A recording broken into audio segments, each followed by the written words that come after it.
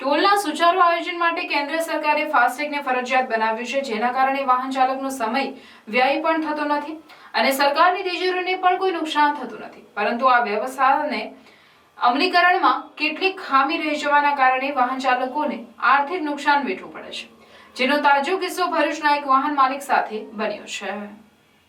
અંકલેશ્વરના રહે હિમાંશુભાઈ રમેશભાઈ લીંબચિયા પોતાની માલિકીની ક્રેટા કાર ધરાવે છે, જેનો નંબર GJ16DG2556 છે. તેઓ છેલ્લા એક અઠવાડિયાથી ભરૂચ જિલ્લો છોડીને બહાર ગયા નથી, પરંતુ પરમ દિવસે રાત્રે તેમની ગાડીના ફાસ્ટેગ સાથે લિંક મોબાઈલ નંબર ઉપર ભગવાડા વાપી પરથી ₹75 ટોલના કપાયો હોવાનો મેસેજ મળ્યો.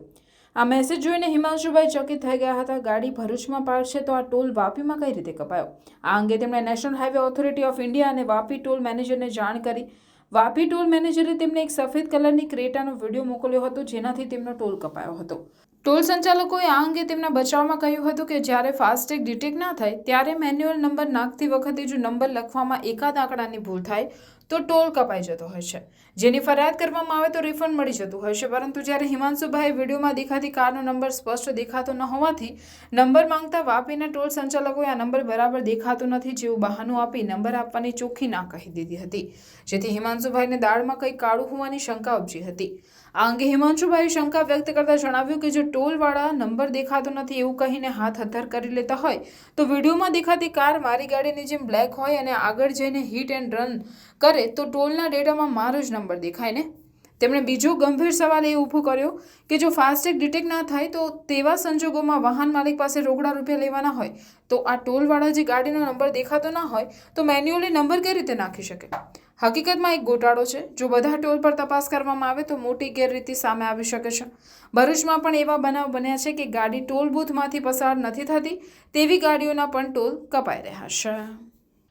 મારી ગાડી અંકલેશ્વરમાં મારા ઘરે હતી અને મારા ઉપર મેસેજ આવ્યો કે ભાઈ તમારા ફાસ્ટેગમાંથી ₹75 ભડવાડા ટોલ નાકા ઉપર કટ થયા છે.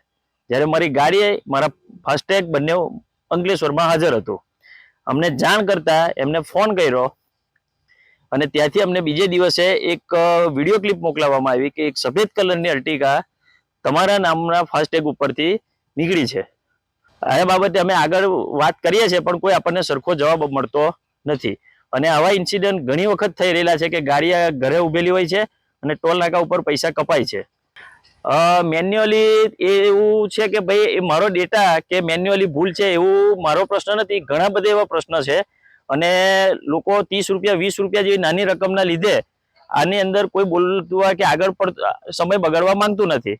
પણ ભરૂચની અંદર બી અમારા જાણમાં એવું આવ્યું છે કે ઘણા ટ્રાવેલ્સ એજન્ટો છે એ લોકોની ગાડીઓ ભરૂચ દહેજમાં ફરે છે અને ભરૂચ ટોલ નાકા પર પૈસા કપાય છે.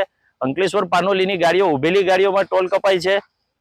એ બી થોડા દિવસમાં બહાર આવવાનું છે. 2-3 ગાડી ટ્રાવેલ્સના અમારી પાસે એવા ડેટા આવ્યા છે કે એ લોકોના ₹4,000 કપાય છે કે બીજા ટ્રાવેલ્સોના ₹150, ₹200 રોજનું કપાઈ રહેલું છે. આની જો તપાસ કરવામાં આવે બરાબર છે તો આમાં ઘણો મોટો ગોટાળો બહાર આવે એવી શક્યતા છે.